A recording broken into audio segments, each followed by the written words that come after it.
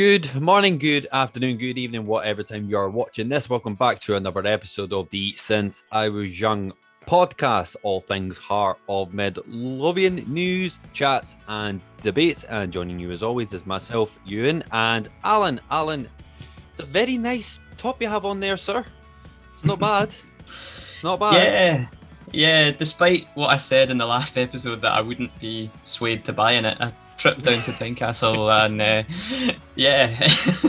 the wallet was out and I... Did they just stand outside and going, come on, son, go on. Yeah. Come on in. It was like, you know what I mean? We've got a wee top there. Go on. The force was strong. So yeah. There we go. I've not got a number or a name on the back yet, but I will say there were a few people in front of me in the shop that got 26 on the back, which is amazing. Of course. To be fair. Yeah, absolutely. Well done on that one. So yeah, we've got a few bits of news and a main topic as always to bring you. But before we get into that, as always, if you are a Hearts fan and you have come across this page as well, please think about subscribing and smash that like button. We always appreciate the new subscribers and all the interaction as well that we have on this and on our personal Twitter page as well. And as always, if you want to get in contact with us as well, you can. Link is in the description as always and on screen. And if you want to get in touch with Alan as well, you can on his personal Twitter page and on my YouTube channel, What Ewan's Doing Football channel. So what we've got for you today, the main topic, is it coming home? Is it fuck? Sorry, that's out of the way there. So yes, Scottish football is officially back. As most of you will know, the first ties of the League Cup group stages were played on Saturday. With Hearts said they're making the long trip to the Peterhead, where we won 2-0. The goals were scored by the boys and Gary Mackay-Stephen. But we'll move on and get in a bit of depth into that later on as well. But one of our main topics as well, we've been slightly at the busy throughout this week, well, especially you, Alan, as well, who's been going about, and we've got a few questions, well, 5 to be exact, from some Ed fans of the podcast as well, and they're going to be asking us some the questions for a change as well. Some are very, I wouldn't say controversial, but very in depth. So it's going to be a bit of a brainstormer on those ones, Alan, aren't they? Yeah. I just obviously we'll dive into them later, but just to thank the people that have contributed, much appreciated. Gives us something else to talk about. Thank you. Thank you very much. Yeah, so that'll be interesting to hear your thoughts, and obviously I'll share them on Twitter as well. They've kind of been topics that have been going about on Twitter for the last week, so there's a fair few opinions out there already. But yeah, it'd be nice to hear what you guys have to say about them as well, and whether we're talking a lot of nonsense or you agree with us. That's what football's all about, isn't it? But as usual, we do talk a lot of shite, Alan, so it's all good there. But yeah, just before we dive into the news, we're going to touch on a few of the names that sent in their Jambo Fives from the episode we did last week. And we have picked a top 3 from everyone that sent in their 5-side teams as well. But on that as well, thank you to everybody who sent in their 5-side squads as well. It was really appreciated and quite an enjoyable subject that. So we're gonna just go through the we've not done it in the sense that it's 1, 2, 3. We've just sort of picked our top 3 as such. Would you like to go through our list of the Jambo Fives top 3, Alan? Yeah, absolutely. What I will say is that when I got these 3, they put ours to shame. They certainly put mine to shame anyway. No. Speak for yourself, son. They put mine to shame. they put mine to shame anyway. Before I share them, I also put out a Twitter poll saying who out of Ewan's or my five-a-side team would win, and Ewan won it by a landslide, 65%. So obviously fans not a huge fan of Roman Bednar playing up front, but anyway, we move on. We move on swiftly, yeah.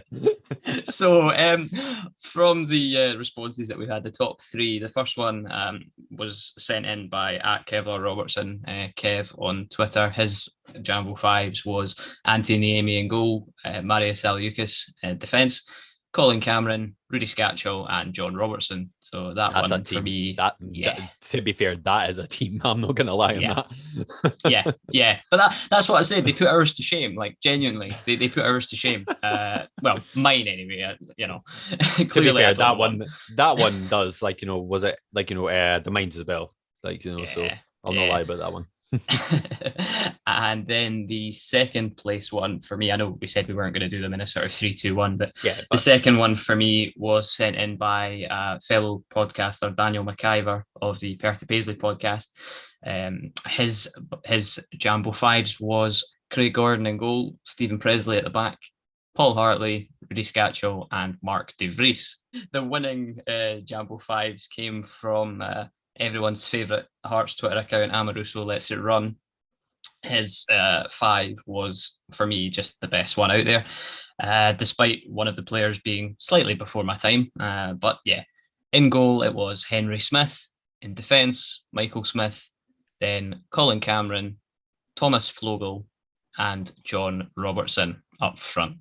Nice one. Well, again, thank you guys, and also to everybody else who sent in their teams for the Jambo Fives. It was really appreciated, guys. So thank you so much again for that. So we move on into the news, and before we get into the game as such that was played on Saturday, we have got a few not sort of transfer stuff, but we have got a player that has went out on loan. Alan, do you want to shed some light on that, buddy? Yeah, so the highly rated goalkeeper, Harry Stone, has been loaned out to Partick Thistle for the season. A season in the Championship. I hope that he gets game time. It'll be beneficial if he does. I said it to you that I can't imagine we would have loaned him there without that guarantee that he'll play. He might not be automatic first choice because he's still a young guy, but I think it wouldn't have made sense. It wouldn't have made sense for the club to just send him there if he's going to sit on the bench there, because he could do that with us and he'd be learning from the best goalkeeper in Scotland in Craig Gordon.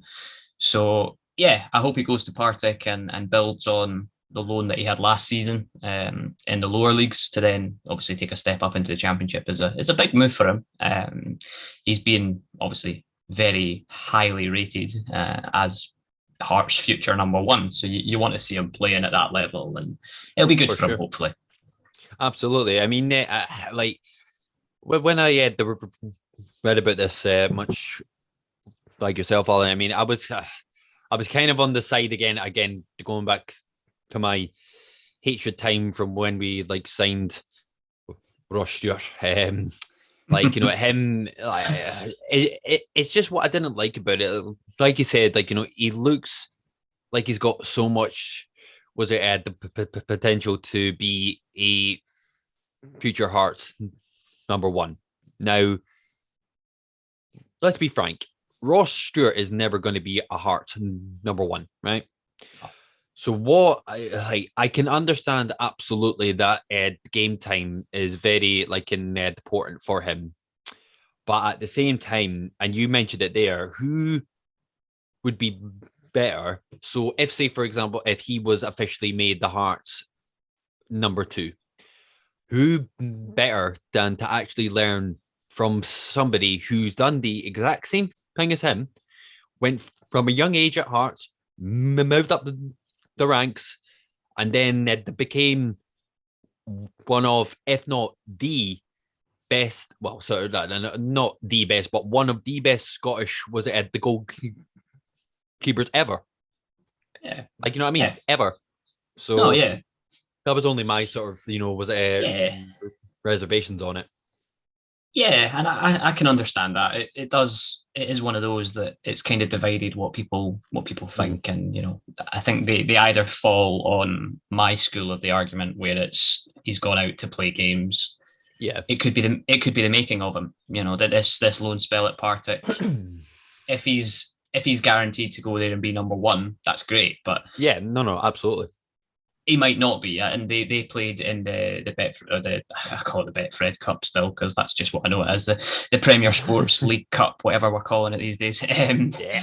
He didn't play for Partick in their game at the weekend, but there's still lots of time for him. And as I say, my view is you're either on my side of the argument whereby it's good for him to go out and get games, or you're on your side of the argument where they say, well, he would have been better off learning from Craig Gordon. But the thing about that is how much improvement are you going to have in a player from sitting on the bench? He's going to have Craig Gordon to learn from, but for me, a competitive season in the Championship for Partick is better for him, especially when, I'd love Craig Gordon to play on for 3 years genuinely, and I'm not saying he can't. I think he's probably got 2 seasons in him. Maybe this season and maybe one more, depending on how things go.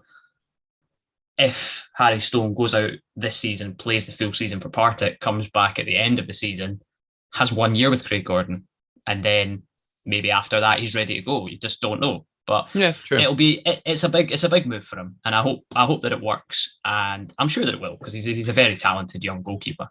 Absolutely, and you and me both will all the very best to Harry Stone for his loan move to Partick Thistle.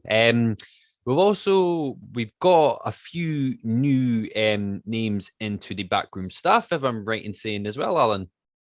We have, yes. The one that was confirmed just this morning was actually rumoured a couple of days ago. There was an article about it. William Lansfield has been headhunted by Joe Savage to become the new head of recruitment, obviously a role that was vacated by John Murray just last week there. This is, I think, a very good appointment. I read the article about him, and he's got experience of English football. He was at Southampton. Worked with Joe Savage at Norwich many years ago. So that's probably where he's known him from. He's going to be based in London, so don't expect to see him around Tynecastle anytime soon.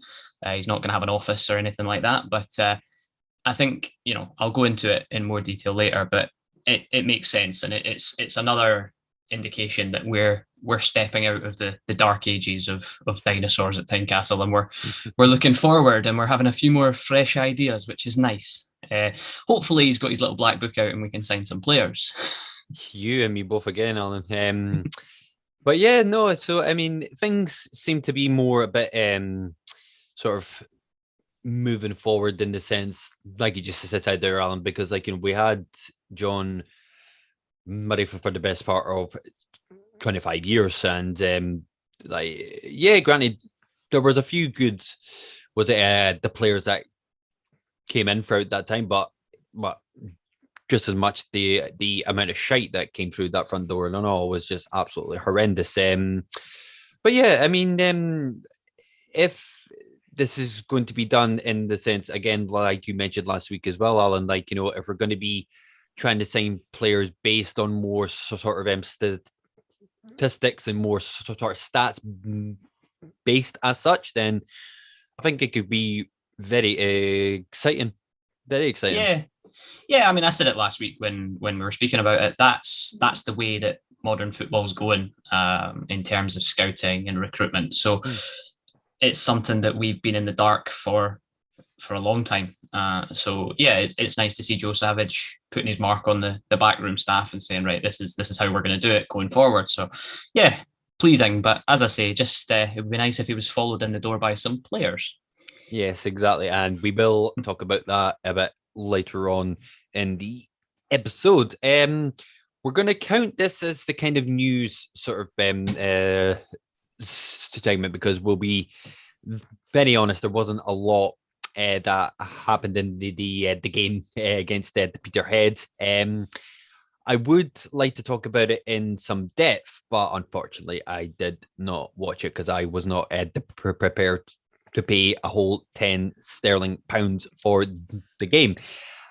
However, this lovely man on the left hand side of the screen shelled out for the game.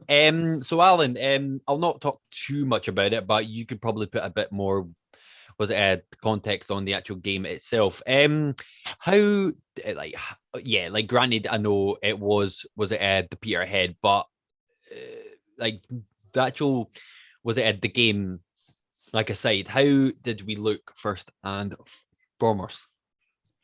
Yeah, I as you said there, I shelled out 10 Great British pounds to watch it. I think that was another head ruling or heart ruling head moment, similar to the new home kit purchase. But yeah, I decided to pay to watch it. I think it was more just excitement at Hearts being back and actually being able to watch them. But no, on the game itself, as you said yourself there, it wasn't the most exciting of matches, but in the most, I think probably the best thing and the first thing to say is the strength of the lineup that Robbie put out. Lots of first team players, as full strength as you could probably get at this point. Aside from Loic Damour, the pre-season Messi, being on the bench. But yeah, it was a strong lineup. He played 3-4-3. We stuck with that system, which is further good news. Hopefully he sticks with it going forward. It was nice to see Kingsley back in the squad as well. Played the full 90 minutes, which I was kind of surprised about considering he's been injured for as long as he had been. But yeah, it was nice to see him. Had a back three of Kingsley, Halkett and Suter. I had Michael Smith on the right and new signing Alex Cochrane on the left. Of the back 3/5, I suppose. Midfield was Haring and McAniff, and forward areas was Gary Mackay-Steven, Liam Boyce, and Josh Ginnelly. So it was a strong lineup. Very strong lineup, and obviously Scotland's number one goalkeeper Craig Gordon in goal as well. Yeah, so it was a strong lineup. I was surprised to see how strong it was, to be honest. I thought we would have seen players like maybe Connor Smith. Not sure about Finlay Pollock starting, but he was on the bench, so he did well when he came on. But yeah, I thought there would have been a few more young players, but it shows that Robbie knows that he's probably under pressure early doors to get results. And it's good to start with a strong team. You know, it gets them gelled together. But yeah, like as I say, the game itself wasn't fantastic. Started a bit slow, lots of sideways passing and backwards to Craig Gordon, and Peterhead were very set up to just sort of sit in, like we saw in the Championship against some teams last season. They were kind of set up to just be defensive, really. Yeah, I mean, like these sort of the games that we've got in the League Cup, we are expected to win them.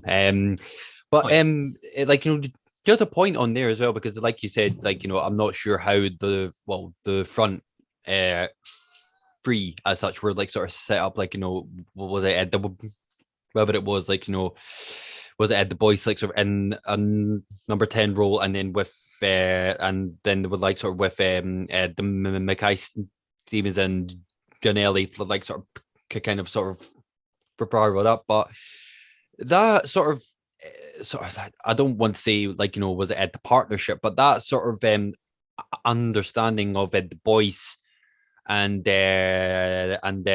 Mackay Stevens kind of is starting to take effect. I don't know, if you've seen that, but since we've started to play Mackay Stevens more higher, sort of out the park, he seems to be having more of an effect on the actual game than the beforehand. If he's out sort of on the in the right or the left. So it is nice to actually see that he is starting to kind of find these defeat now.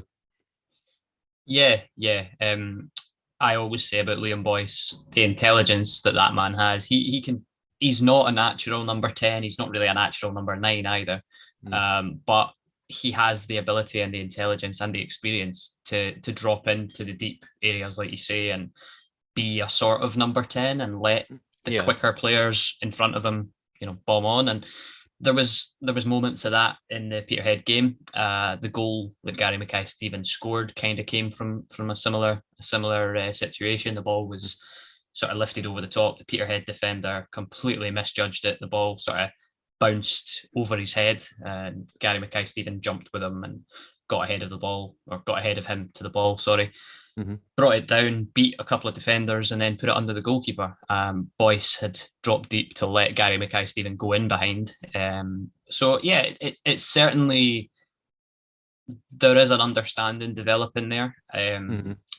We, as a podcast, have been critical of Gary Mackay-Steven, to say the least, for his time at Hearts so far, and I think that's justified. But he said after the game that he's feeling good, and he's understanding the club a lot more and understanding his teammates a lot more and knows how the manager wants him to play. So yeah, I mean, there's a question later on about him that someone sent in. But yeah, I was impressed with Gary Mackay-Steven. My man of the match was Michael Smith, but Gary Mackay-Steven was certainly very close to taking that. I don't actually know who won it officially. It might have been Gary Mackay-Steven, but I was very impressed with Michael Smith as well. But yeah, Gary Mackay-Steven looked good, and I hope that it's more of that and less of the Gary Mackay-Steven of the first 15 games of his Hearts career. Yeah, because that was an absolute fucking dreadful spell. But like we said, I guess they're starting to show some of the, let's say, was it more sort of characteristics of of the player that he can be as well, and may that continue for. I think it's next week. I think we go up against Cove Rangers also in the League Cup campaign. So we will keep you updated in the next episode for that game. Yeah. So with that in mind, I think that's all of our news segment done. I think, Alan, is that right? Well, you missed the second goal, the Liam Boyce goal. For the Peterhead. Right, yeah, cool. Go on. Carry on. I'm just bringing it up because it was another glorious pass from everyone's favourite Austrian, Peter Haring. Ball over the top, Michael Smith down the right, and fairly simple goal, to be honest. He just dribbled it into the box and laid it across for Liam Boyce to tap it into an empty net. But yeah, it wasn't the most exciting of games, but it's never going to be. First competitive game of the season. It's important to get a win, and the players did that. So yeah, happy days. Nice one, Alan. Thank you very much for that. So yeah, we're going to move on to our secondary main topic of the episode, and like we said at the start, we've had some very interesting questions sent in by you guys. So once again, thank you very much for taking the time to send us in these questions. And we're going to start with the first one. This gentleman actually sent in two the questions, and they were actually quite good, so we decided to keep them both in. And Alan, do you want to ask the first the question, or would you like me to ask it first? No, I'll fire away. Since you've opened it up there, I'll fire away. So the question is, from the first 5 games of the league season, what do you think would be an acceptable points tally?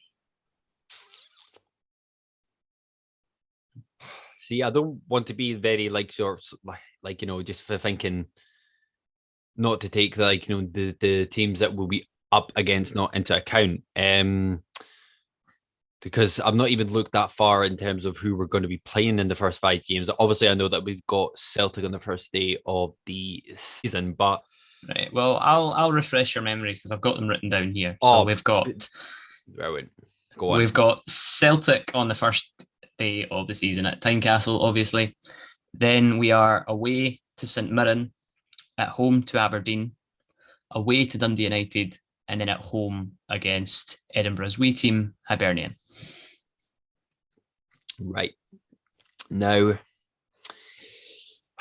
the 4 games after the Celtic games, if we're not taking full with the points from that, then that's when I'm thinking, right, okay, because Celtic is because we briefly touched upon Celtic. I don't know if it was the last one or the one before. Now they're going to be an interesting one to see whether they've had enough time to blend in to this new team and this new was it Ed coach as well?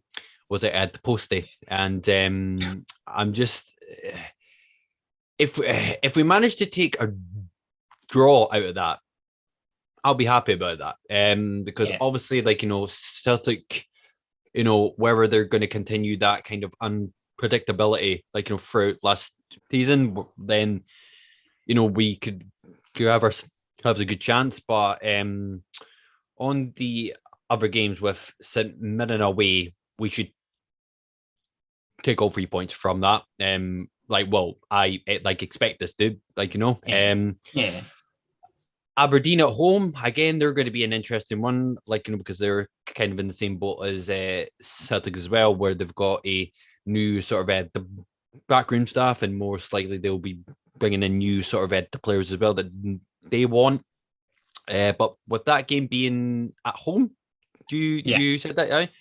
Again, I expect us to actually win that. Because we've got to, because I mind the days where we made Tynecastle an absolute fortress, and that's most players as well. They hate playing there. They absolutely hate Tynecastle.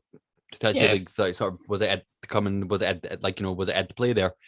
So I do expect us to win that. Dundee United away, again, I don't see why we can't take off full points. And for the derby as well, you always want to say that you'll take all. What was it the 3 points? But at the same time, no matter how crap or how amazing you've done, sort of before the actual game, all form just goes out of the window when it comes to the derby game. So, as an acceptable, and I mean the very, very, very, very minimum 10 points out of 15, I would be accepted on that. And anything less, I'd be a bit might not be the greatest start to it. Yeah, I pretty much echo virtually everything that you said. To be honest, I won't run through them as you have, because, as I say, I feel the same way. The biggest thing for me, and I think something that, because we've not had it for so long, people have kind of forgotten about it, is fans. Fans back in Tynecastle. Obviously, starting on Tuesday night, I think it is, against Cove Rangers. There's 2,000 fans going to be allowed in. So you would hope that for the Celtic game, for the Aberdeen game, and for the Hibs game, all being well, we could see upwards of 2,000 fans. I think the thoughts around Tynecastle are that they're hoping to maybe even try and get 4,000 in for the Celtic game, which would be ideal, to be honest. I think, as you said, I mentioned it before about Celtic, that it's an interesting time for them and it's a good time for us to play them. But you do still have to remember that they are Celtic, despite the season they had last year. Neil Lennon is obviously no longer there. They've got a new manager, new players will be coming in, and already have been coming in. So they are still Celtic, and they did still finish second in the league last season. Okay, they weren't as good as they can be, but I think for us to just assume, well, it's Celtic, they're not good anymore, we're at Tynecastle, we should win that. No. I want to see us having a go. I want to see us. Yeah. The 3 home games are winnable if we go after them. If we go after them, they're winnable games. Celtic, though, if we got a point, I'd take that, the same as yourself. I said as well 10 points. I jotted down 10 points. as I say, I think the 3 home games are all winnable if we go after them. St Mirren away, I hope we go there and absolutely annihilate them. After obviously the relegation season. But there's no denying it. It's not an easy place to go. No, St Mirren it's away, not, of course. On paper, yes, we should win that. And I would expect us to, and I hope that we do. But to know Hearts is to know that we don't always do what we should do. Yeah, very true. And I'll factor that into the Dundee United game as well, to be honest. Okay, they've got a new manager. I'm more confident going to Tannadice getting 3 points than I am going to St Mirren and getting 3 points. But 10 points for me would be acceptable. And I think we've said it before that Robbie needs to start well. He needs to have a good start. So 100%. there needs to be the League Cup games. He's obviously taking them seriously, but that's for building fitness and understanding and getting results, which we will. The league is where it matters. And if Robbie, I honestly think if he doesn't get at least 10 points, the fans, the noise will get louder. Yeah, it's going to be a bit. Yeah, because the thing is, we're playing Celtic, Aberdeen, and Hibs in the first 5 games of the season. They're 3 sides that we should be competing with at the top end of the table. 100%, yeah. If we're not taking advantage of those 3 games being at home, that's a problem. Definitely, Alan. I think 10 points. 10 points would be acceptable. And anything less, as I say, and there will be noise for Robbie Neilson. There's already noise for Robbie Neilson, but he'll know that. He'll know that. Yeah, no, man, 100%. So for the next question as well, was again sent in by @Graham D. So I will fire this one to you first, Alan. Given the last few games of last season, do you think we'll see the very best of Gary Mackay-Stevens this season? Now, obviously, you're a bit more was it qualified and were tolerant of this man. So I'll give you the floor to answer this first, mate. Yeah, as I said earlier, we've been critical of Gary Mackay-Steven, and rightly so. But there's no denying that he finished last season very well. And by all accounts, he started this season very well. Your first competitive game of the season, and he scored a goal, which is what you want from your forward players. I still think we're very light in that area of the pitch in terms of personnel. I think Jordan Roberts is the only other sort of left-sided attacker that we have. Ginelli more works off the right rather than the left. Could probably do a job on the left, to be honest, but more plays off the right, which I'd be more comfortable with Ginelli playing off the right. I like Gary Mackay-Steven and what he's done towards the end of last season and watching him against Peterhead. But again, it's all about the quality of opposition. Gary Mackay-Steven is a Scottish Premiership quality of player. He is. And that, for me, is massively important. And his experience. And, he's not, I've said it before about him, he's not quick anymore. He's not overly pacey, but he can still shift it. He's still got that in his locker. Not as much as he used to have. But, there's a player there. There is a player there. And I hope that Robbie sticks to a system that suits those players, and the 3-4-3 seems to. So I whether we'll see the best of Gary Mackay-Steven, I don't know, but I don't deny he can be a useful player in the Premier League. Yeah, I don't know what you. I know you're much more sort of critical of him than I, and that's fair. But what do you think? No, the only thing that mainly, with everything that you said there, I do agree with, absolutely.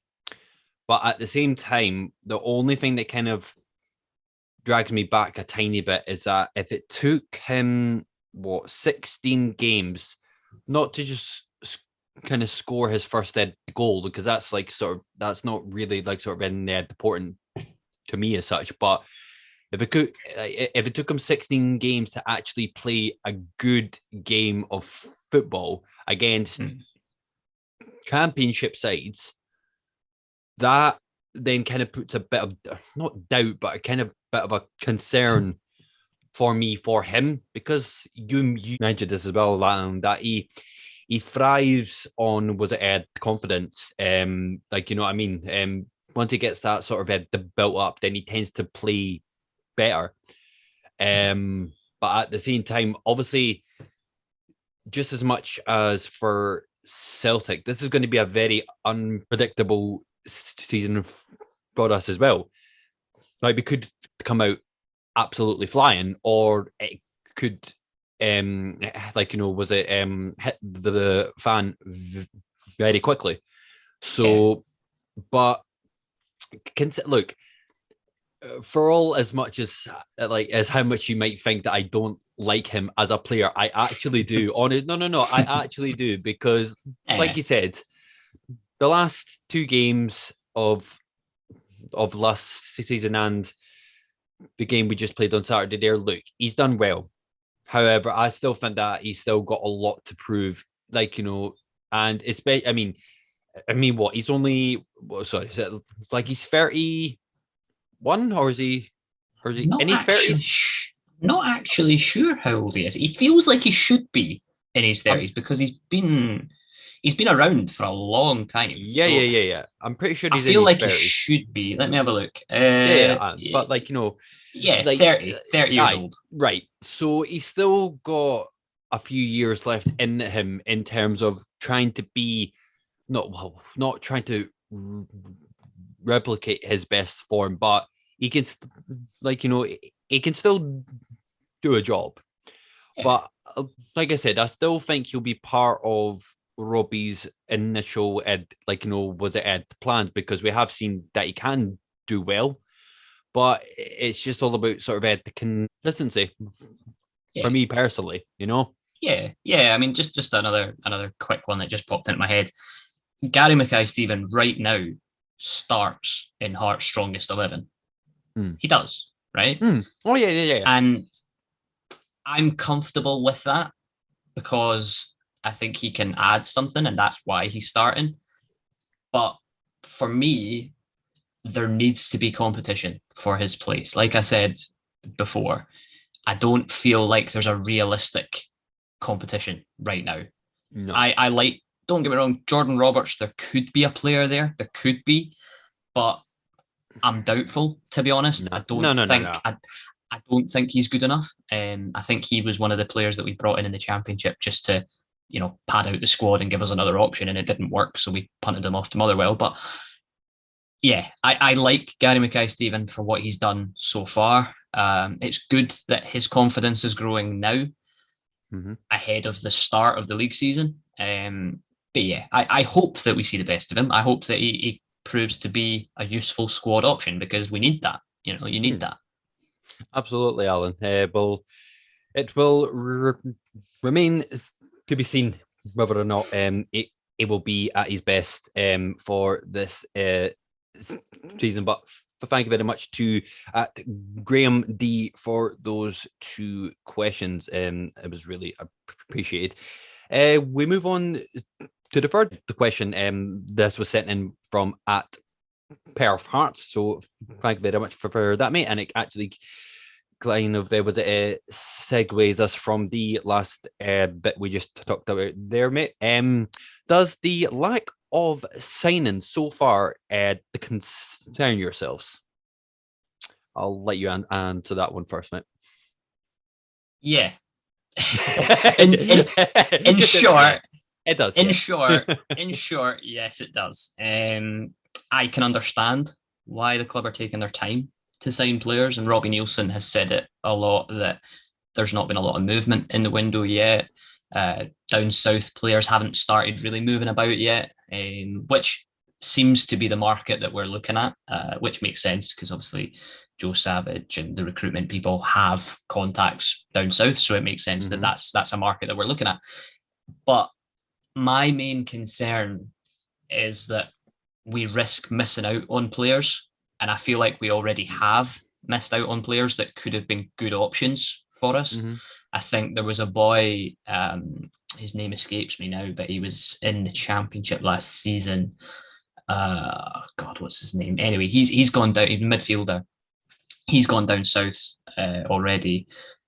Apparently, Hearts, Hibs, and Aberdeen were interested in him, but nobody made a move, so he's moved down south. I can't quite remember off the top of my head. I think it was Hendry, maybe something like that, Okay. from Wraith, I think. But yeah, so we're missing out on players, and there's a boy that was at St Mirren, double-barreled name, who's moved to Hibs. Apparently, played very well for St Mirren last year in the midfield, sort of a kind of an all-action midfielder. Doyle Hayes, I think his name was, and The name he's rings a bell, but yeah, he's moved to Hibs, and I kind of look at him and I think, could he have been an option? Maybe in an area that we're light in, maybe. Hibs have signed a winger from Cali Thistle as well that I quite liked. So yeah, there's elements of we're taking our time, which again I can understand because we're obviously willing to wait for the right players, but the concern I have is if those players turn around and say, actually, do you know what, I've had a better offer from somewhere else, where does that leave us? You know, if Robbie's waiting for the right players, and he said after the Peterhead game that we've made approaches for a couple of players and we're just waiting to hear back from them. Yeah. I'm kind of at the point where I'm going, we don't have time to play the waiting game. We need to get names in the door. But on the flip side of that, I'm actually very happy that we've not signed about 6 or 7 players already, because that seems to be what we've done in the past. It's like a quantity over quality as opposed to the other way around. I'm happy to see us taking our time, but you can't deny the Celtic game's not that far away. You know, it's the end of this month. So you kind of want to see some players and you know, get the job done. But yeah, it's a little bit concerning, put it that way. Yeah, I mean, like you just said there, Alan, I like the fact that we're taking our time, but where we're at, it's the wrong time to take our time. Like, you know, I mean, if we were doing this at maybe at the start of June, let's say, then I'd be a bit like, right, okay, like, you know, he's got like they might take about like a month to kind of scout players and blah blah blah blah, and then do it for that. But the fact that we're only trying to get players in like now, when effectively, like, you know, the season has kind of already went on underway. Yeah, it's I think from how you've been speaking, Alan, I think you sound a bit more concerned than I am. I am a tiny bit concerned, but at the same time, like, you know, because we've now got Joe Savage in, and he's starting to bring in his sort of own sort of, like, you know, staff in as well. You know, the guy doesn't seem stupid, and he seems to know what's actually going on like around them, and he's got a massive the wealth of experience as well. So you must know that, like, you know, time is starting to run short. I reckon we will, like, I'll be probably as concerned as you if you don't bring it, at least another new face or faces within the next week. Then I'll start to get a bit like, right, okay, this is starting to get a bit like, you know, was it time consuming? But like, we've got a squad there, and if we did field that same squad against Celtic when this season starts, I'll be relatively happy about that. But at the same time, I'm not saying that we need a squad in terms of depth. I think it's just, like you said as well, Alan, to have a bit more, was it at the competition as well, to have, like, you know, for those, was it at the key sort of the roles as well. So yeah, I think if it starts to get to next week, then I'll probably be in the same sort of state as you. Yeah, no, don't get me wrong. I think the squad right now, the way it's set up, is good enough for the Premier League. I think that squad of players is probably comfortably a top 6 team, Mhm. but I still there's areas that we need, and it worries me that we don't have them yet. But I have faith in Joe Savage and the people Yeah. that he's bringing in. So I'm not concerned in the sense that I don't think we're going to do anything, because I know that Hearts will sign players. I'm not, Yeah. there's people, just before we move on to the next question, there's people on Twitter that every time the Hearts Twitter account posts an article that's not related to signing players, they're replying going, aye, this is very good, but sign some players, announce some players. I'm like, the club will do it. Like, they're not, Tynecastle's not closed. Joe Savage hasn't gone on holiday. Like, things are happening, but Yeah. you have to have a bit of patience. And Hearts fans, we're not good at that. We're not good at that. We want to see things happening now. No. But yeah, like I said, it's a concern in the sense that there's not a lot of time for these new players to come in and gel with the rest of the squad. That's my main concern. Yeah. If ideally, and I know it's obviously different, but ideally you want players in before pre-season starts so that they can come in and hit the ground running. We've not been able to do that. Now, yeah, I have faith in the people behind the scenes at Hearts to get it right. But time, like you say, time is running out before we play Celtic, and you want your players ready to go for that game. Absolutely. Yeah, I mean, I have faith that we will bring, was it the players in? Absolutely, no doubt. But whether or not they'll be in on time to actually try and sort of the blend in sort of with the team. Again, that it could go either way, but as always, we'll just have to wait and see. But yeah, thank you very much to Perth Hearts for sending that in. And for the last few questions we've thrown in one of our each, which is again going to be very interesting. Would you like to start with your question, Alan, or would you like me to throw you my one your way? Do you know what? Which one we're gonna go with? I'm interested to hear your opinion on my question. Okay. Before I then tell you my opinion about it. So Okay. we'll start with that. So my question to you: Do you think the backroom appointments from Joe Savage put Robbie Neilson's position in danger if he doesn't start well this season? Oh, Alan, you must have thought about that for weeks, mate. Dearie me, that's a very good question. No, see, the short answer is I don't know. Now, the only reason that's fair. No, sorry. I'll elaborate on that. The only reason why I don't know is whether that would be like Joe Savage's sort of like opinion to actually make.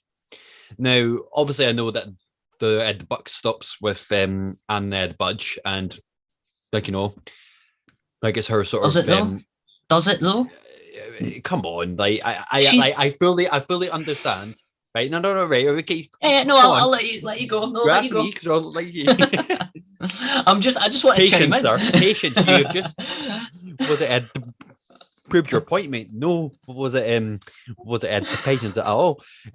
So no, look, I think Joe Savage is gonna have the ability to pull a lot of strings. And if we get to a point where we think the Robbie's role is in danger, I think he might advise and budge.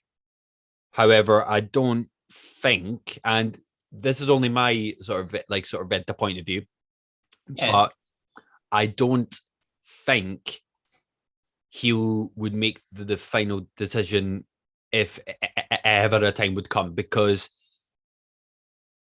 if that was I know that he wasn't in was it Ed place by this point, but there was a reason why we kept Ed Craig Levine in a job for so long up until that point, because Anne Budge didn't make the decision to actually let him Ed go, and partly that was down from her, not necessarily her negligence or her naivety, but that was partly her fault as much as it was it Craig Levine's.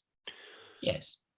And I think she probably feels a certain way to Robbie as well. I think there's a kind of a sentimental approach when we did take Robbie on again, because let's face it, he is a good coach. I won't take that away from him, but you kind of got the sense that he was a safe pair of hands. He wasn't he wasn't the risky option. He wasn't like a very sort of out there option. He was a safe pair of hands. Yeah, he wasn't a Daniel Stendhal, is what you're saying. No, which again, if she did decide to stick with Stendhal, again, I wouldn't have been against that, because I still think to this day that Stendhal, how he was treated when the season stopped, I still think that was absolutely disgraceful, and I still think from a certain point of view that he should have had a chance to at least prove himself with his group of the players that he would have brought in. But I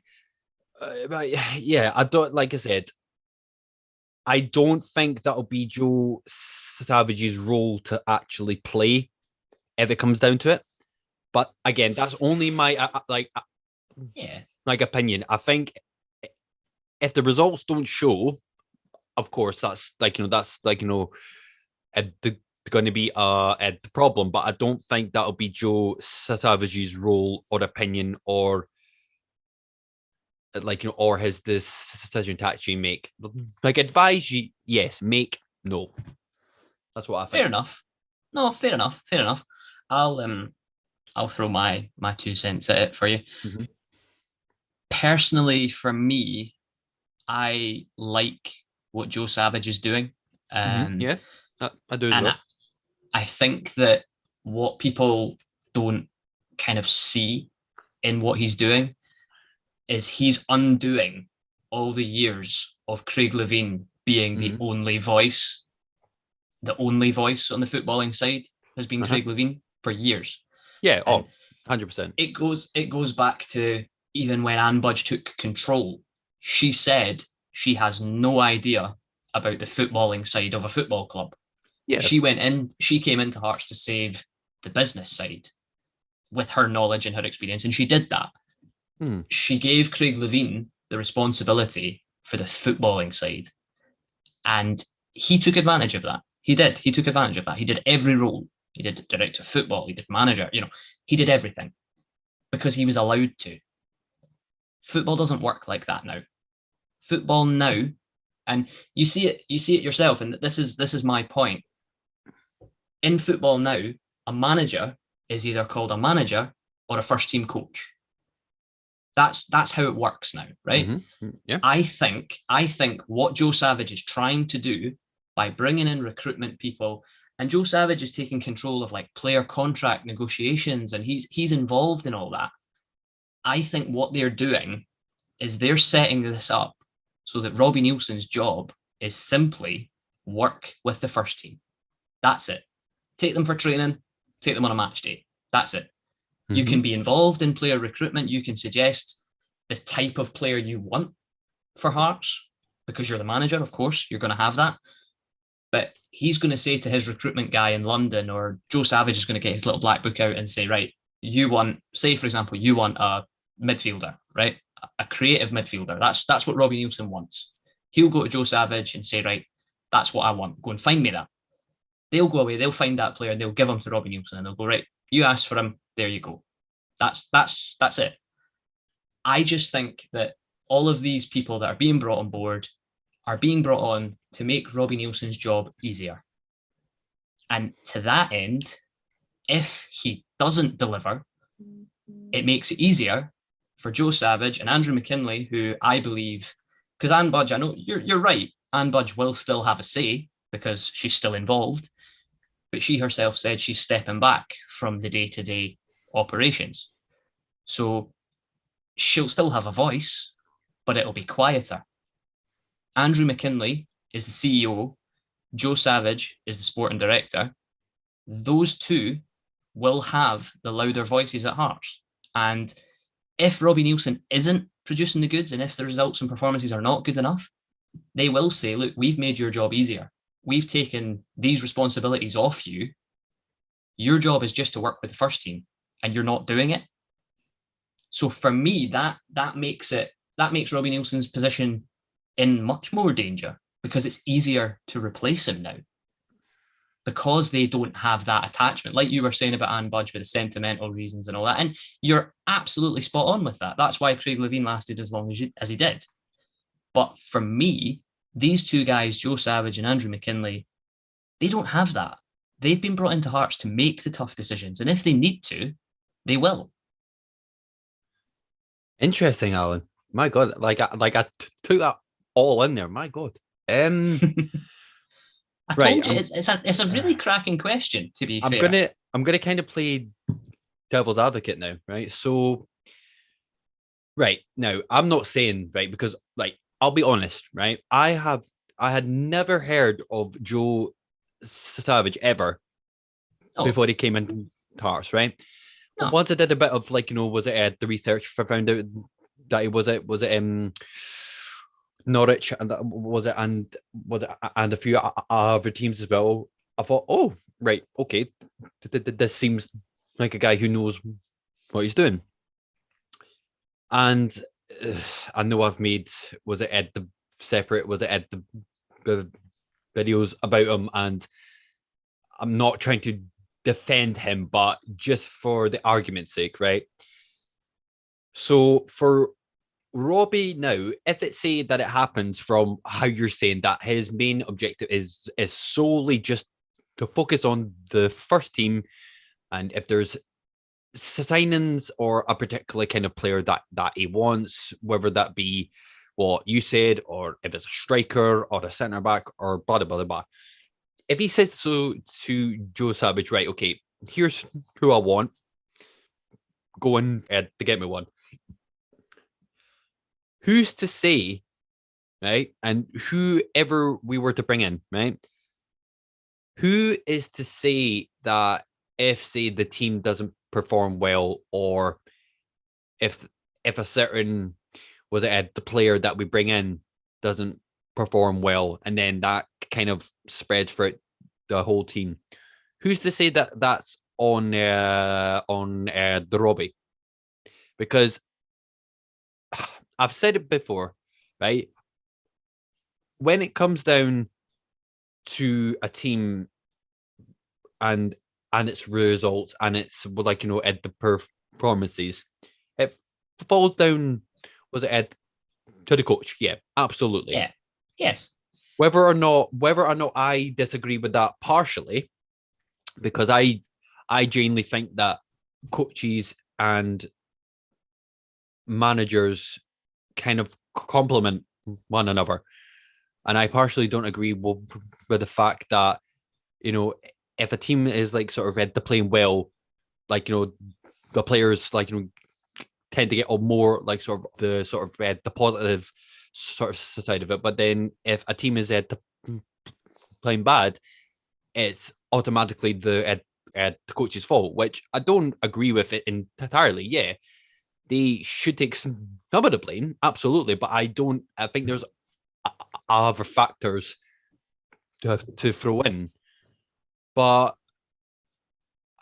what I mean? I don't because if Robbie asks for specific players, as in I want Joe bloody logs from bloody was it Greenland? Aye, cool. But if he's saying, right, I want an attacking striker, or I want like a defensive midfielder, right?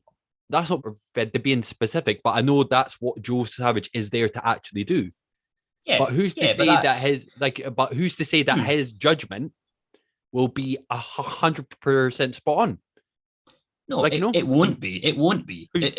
You know, every player that Hearts sign is not going to be the best player that we could possibly get.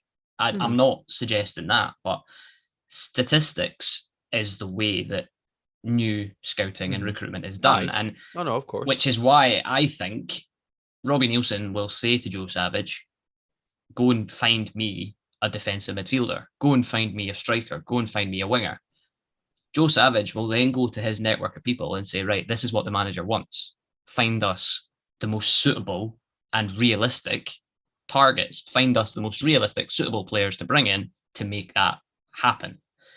I just think that, like, without going over all the things that I said, and I agree with you. I agree with you 100%. But at Hearts for so long, if you think of like Hearts as like a machine, Craig Levein was the main piece of that machine for years. And he was allowed to be because he did everything. He did recruitment, he did contracts, he was director of football and manager. He did everything. And that's why the Daniel Stendhal appointment didn't work, because Craig Levein was still there. If Craig Levein was away and Daniel Stendhal was given free roam, and, you know, it might have worked out differently. I'm not saying we would have survived. I'm not saying, you know, we wouldn't have been relegated, but the influence of Craig Levein still hanging about clearly didn't help. You know, this new Hearts that we're seeing with Joe Savage bringing these people in, because Joe Savage, his title is director. So Robbie Neilson is directly accountable to Joe Savage. And then Joe Savage is directly accountable to Andrew McKinley, who's the CEO. And then Anne Budge is there in the background going, yeah, I'm still here. I've still got a voice. I've still got an opinion, which is fair. But I just think that what they're doing, what Joe Savage is doing, is building the club to make it easier for Robbie Neilson. Equally, on the flip side of that, if it doesn't work for Robbie, it makes it easier to say, well, you had one job and you failed at it. You know what I mean? Look, Alan. I know from how you're saying it. It's not actually meant to sound harsh, but like, you know, I've got an incredibly soft heart, like, you know, very, very, very sensitive heart. But again, like, you know, and look, I completely 110% agree that, you know, the way forward in terms of scouting and recruitment as well, like, you know, all like sort of stats based statistics, blah blah blah blah. I do agree with 100%. But again, that's not always was it accurate on that, because again, a prime example, and granted, I know it's a totally different league, different player. A prime example of that, right? Timo Werner ripped it up in the Bundesliga for Red Bull Salzburg. Absolutely terrified the defenses there, right? The move to Chelsea for 60 million, and what is he going to show for it? So, in terms of stats-based recruiting, I am all for it. But again, you cannot, like, in that same sense, because Timo Werner didn't play up to the expectations that he could do, right? Yeah. That and a lot of factors, like, you know, Frank Lampard got sacked. But again, he's not playing exactly amazing under, was it Tuchel? And in that same sense, if like, you know, if whoever we were to bring in, you know, I just wouldn't be all for if these new players didn't exactly work out. Genuinely, I would be one of the very few fans to say this, but I wouldn't automatically point my finger to the Robbie, because I want him to do well. I do. Like, I almost want him to prove me wrong. Yeah, and say, no, like, I do. Like, you know what I mean? You know, because I Yeah, know that he is a Hearts man, like a heart. I do, right? And I oh, know there's 100%. been some shocking results. Yeah, granted, the worst ever. Granted that, right? And even though it was only one game, that plays a massive factor, and it puts a hell of a lot of the pressure on him. But at that same thing, I want him to actually do well, and I want him to prove me, you, and all the fans wrong, because I Yeah, do actually like him as like a coach. But like, yeah, it's just going to be I interesting to see how we go yeah. about in terms of if he does have a bad start, and if he does, how long will that process start to leach into to the fans before some sort of action does happen, and who will actually make those decisions as well. Yeah, look, I mean, I've been very, very passionate about what I've said, and I stand by Absolutely. it, and I 100% stand by everything that I've said. And it's I don't want people to think that I'm being negative towards Robbie Neilson, because Mate, I not actually not at all. like you, I really like Robbie Neilson. I do. I really like him, and I want it to work, and I want him to be a success, and I want this season for Hearts to be as good as they can possibly be. And I want Robbie Neilson at the front of that because of the fact he's had so many people criticizing him. I want him. It sounds really stupid, and it sounds like I'm getting at a certain section of Hearts supporters, which I'm not. But I want Robbie Neilson to be able to turn around to the doubters and say, look, I do know what I'm doing. Like, you might not, I'm kind of that way where performances are secondary to results for me. Oh yeah, oh yeah, mate, Like, 100%. we've just watched England get to a European Championships final playing some of the most dull football you're ever going to see, despite some of the attacking quality they have. But Gareth Southgate set that team up to be dull but effective, and Yeah, it got them to a final. Okay, they didn't win the trophy, thank God, but that's you'll get your Hearts fans that want Hearts to play like prime Barcelona. That's not going to yeah, happen. That's no, not going to happen. And yeah, okay, you want to see exciting football, you want to see quick football, you want to see attacking football, and I want that. Don't get me wrong, I want that. no.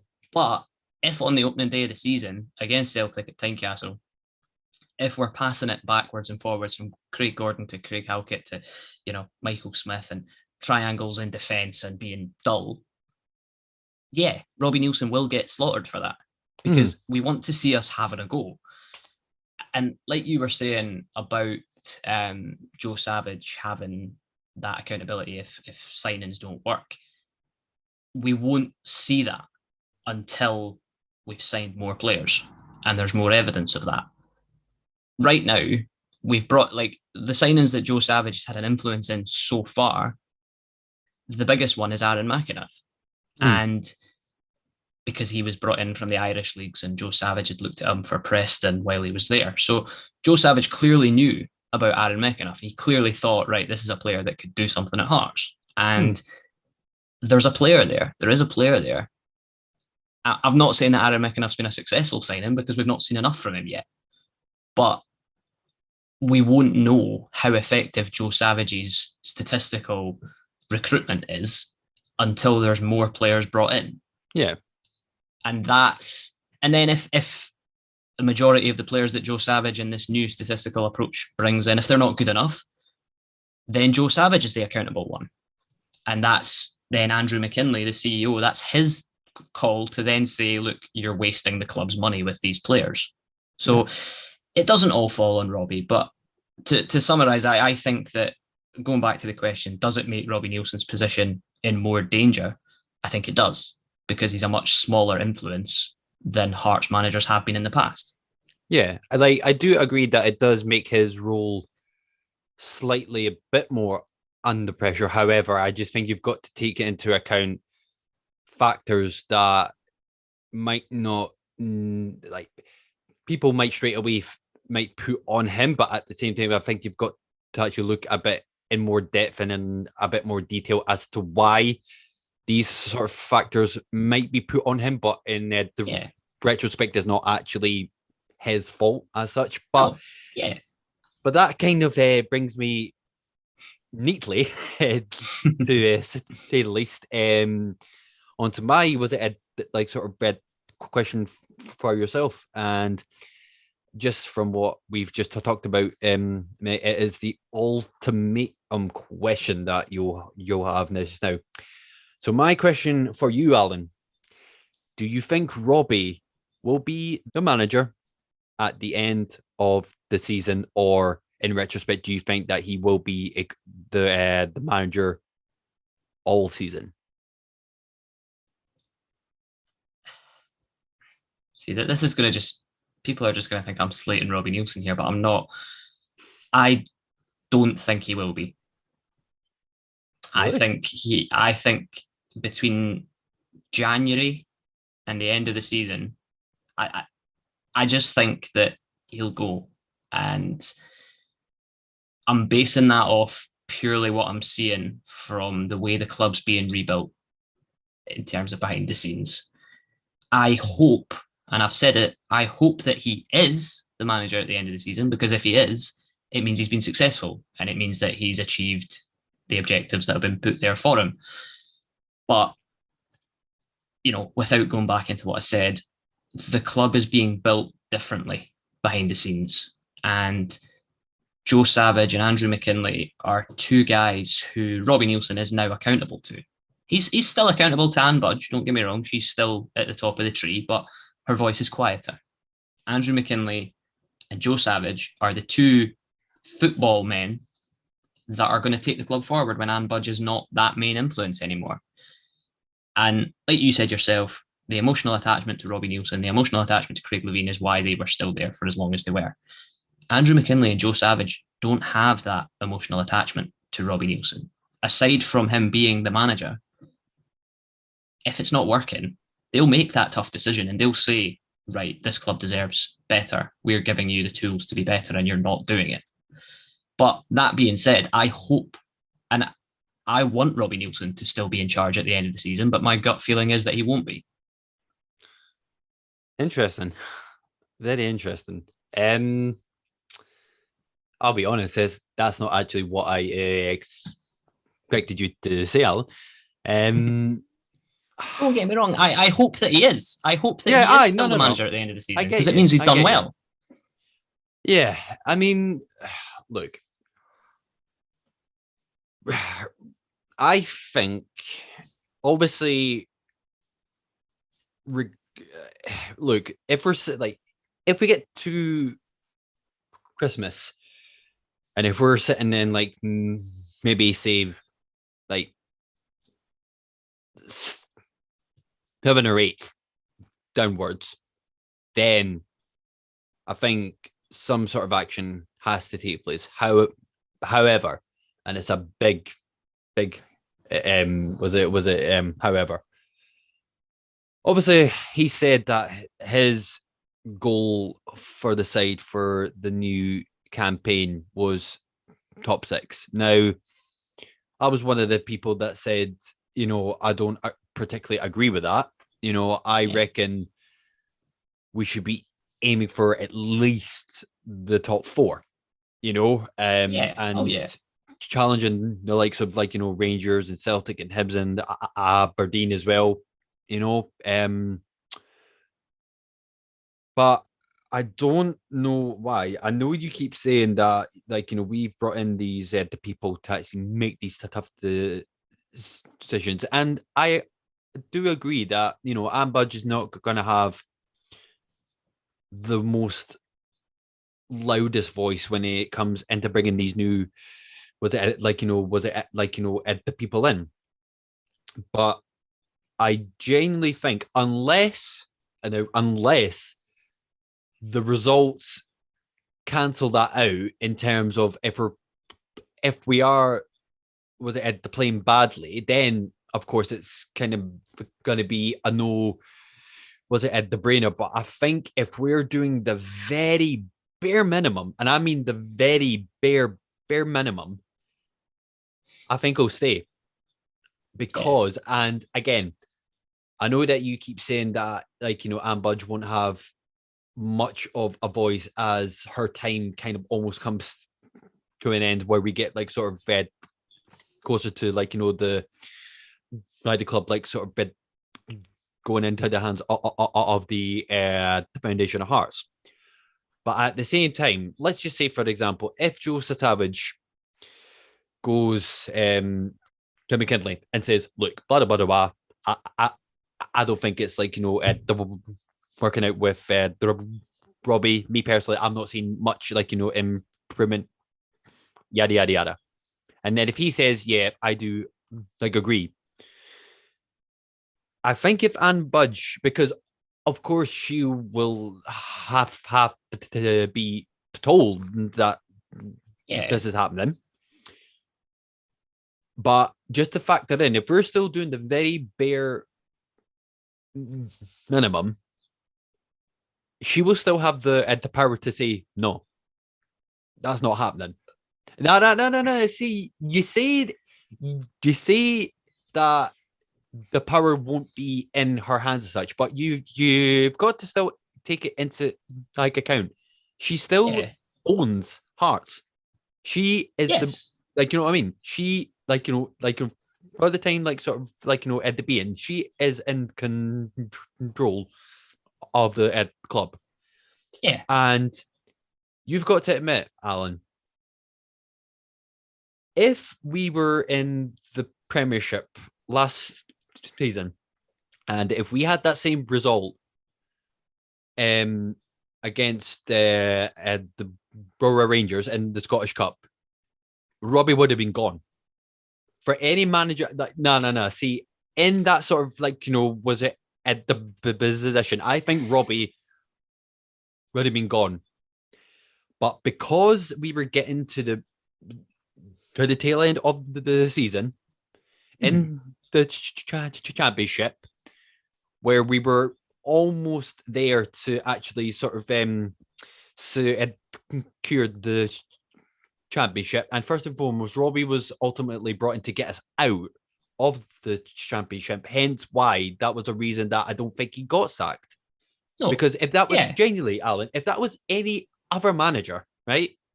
Yeah. Any other manager, and because he came in just like at that time, and again just to bring up like the sentimental stuff and blah blah blah blah, that was why I don't think he got sacked. If we were playing in the top league and then that same result did happen, I reckon like he would have been gone.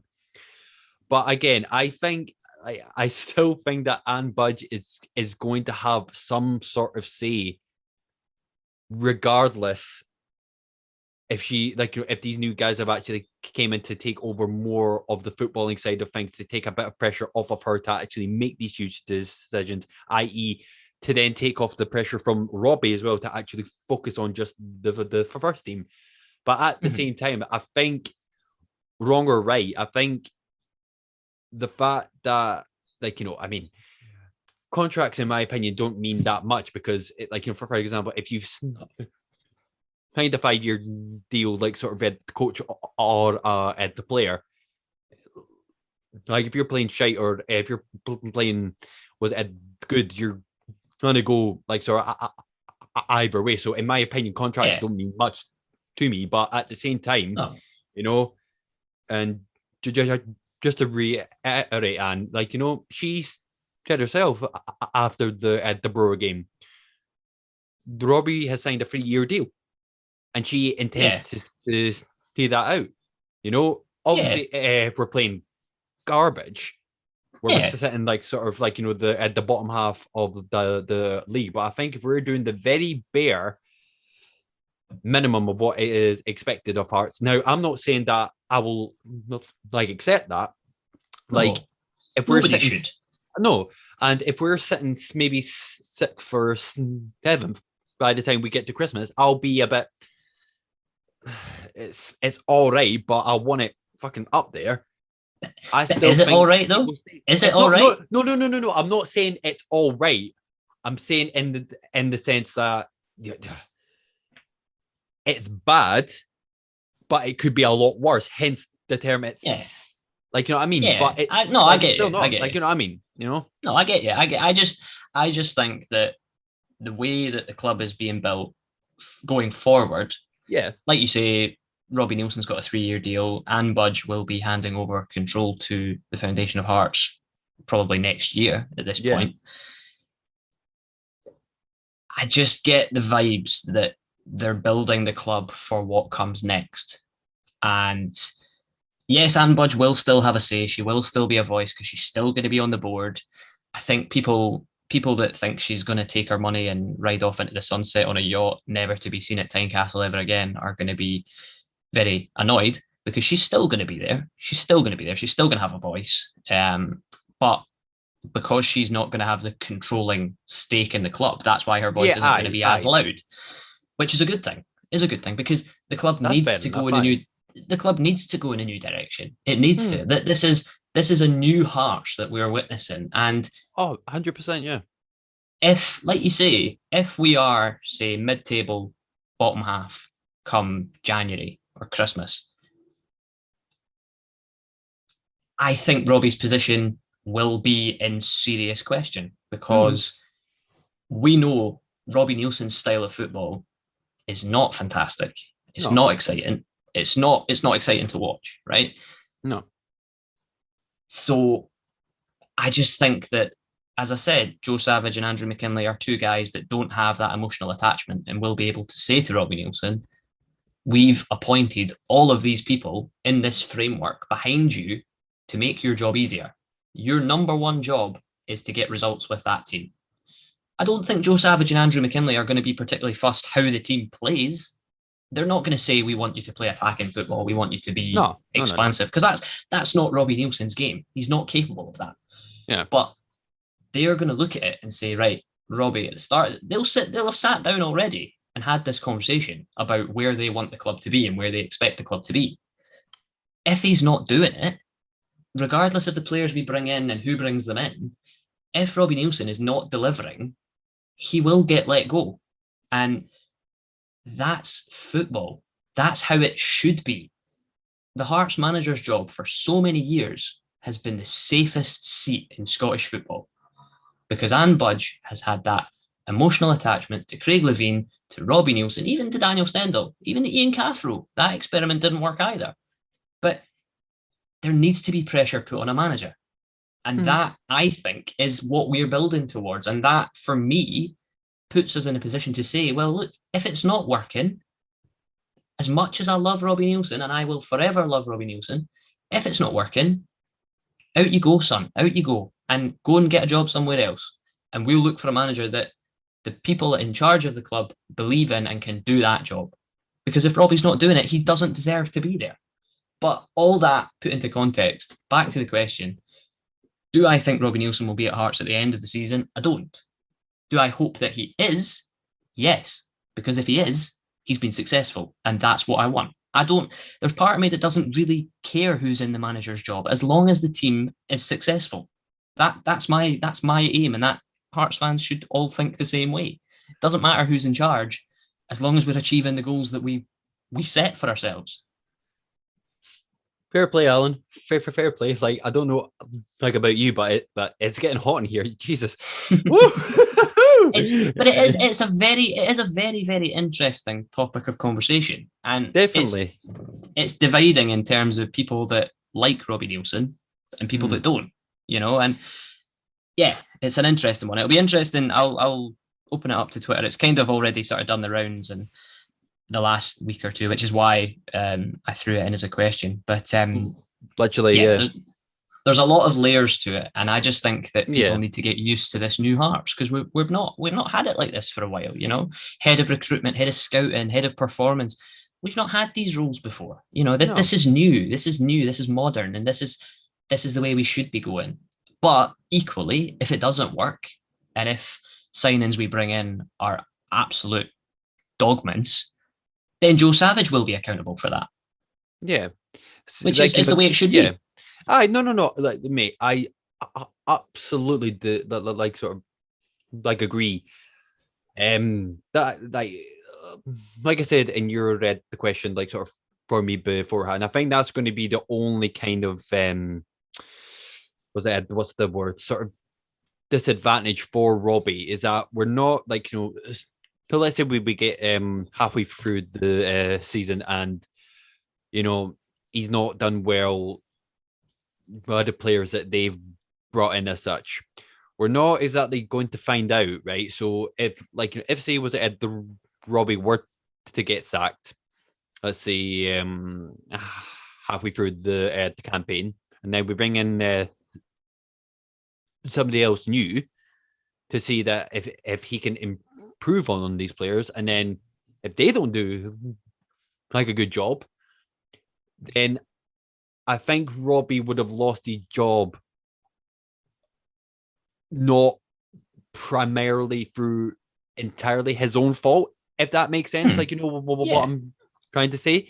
I just think, I think there's more so pressure on Robbie for this season, 100%. However, I still think that Joe Savage, especially as well, has kind of got to be mindful that there is a pressure on him to give Hearts results with this new sort of recruitment system that he's got. So I think, so I hope he does well. Sorry. Yeah, no, of course. Sorry, mate, no. I was just going to say, just to summarize it, it's quite interesting because another Hearts podcast, This Is My Story, they're interviewing Joe Savage for their podcast recording tomorrow, Tuesday. Fantastic. Evening. So that will certainly be interesting viewing or listening to tag along with that and see what they say. Hopefully they hit him with some hard hitting questions and ask him what is really going on. How much he'll be able to say, I don't know, but yeah, that'll be interesting, and that'll be an insight into what he wants to do going forward. Definitely. Well, now that you've mentioned that, for everybody who is watching this, if you go over to the This Is My Story podcast, I'm not sure what time this interview will be to put up, but no, that is absolutely fantastic, and I'll be one of the many Hearts fans, which I'm probably gonna assume yourself as well, Alan, that will be watching that, and we'll hopefully take a few things from it as well, and see if he touches on any of the points that we've made throughout this episode that we have done. But some very hard hitting questions, Alan. Honestly, I'm fucking sweating down here. Like, seriously, the pressure on that was ridiculous. It's just nice to have a bit of an in-depth conversation, and obviously, definitely, man,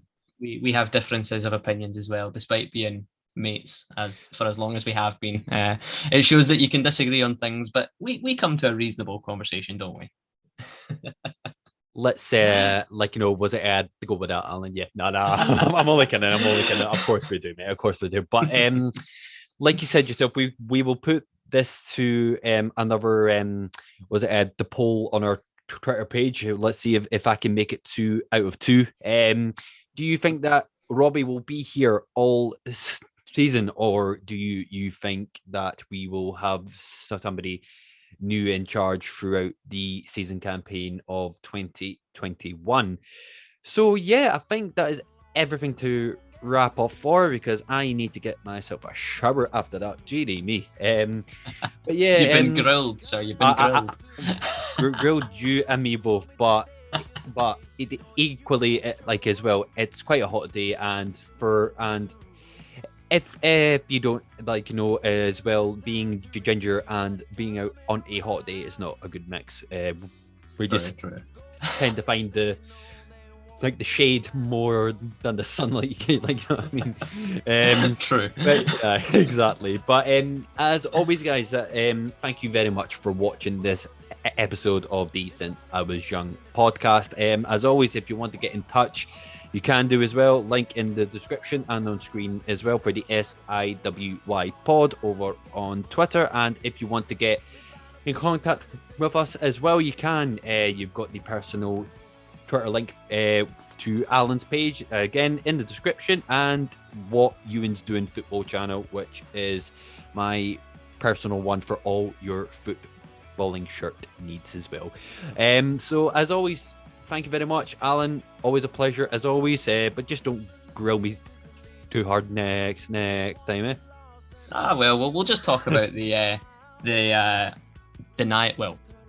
absolutely outstanding performance that's to come on Tuesday night against Cove Rangers at Tynecastle, I'm sure, in front of fans. And by the way, just to chime in, for those that have got tickets to Tynecastle to watch Cove Rangers, I am incredibly jealous of you, and I hope you all absolutely love it, because fans are back in football stadiums, and football's back. It's not come home, thankfully. It's gone to Rome, but football is back, and that is the most. That's it. Normality is not far away.